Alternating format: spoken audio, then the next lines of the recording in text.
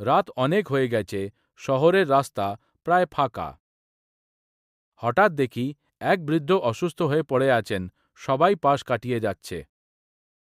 কিন্তু আমি থেমে গেলাম, দ্রুত লোকটাকে তুললাম।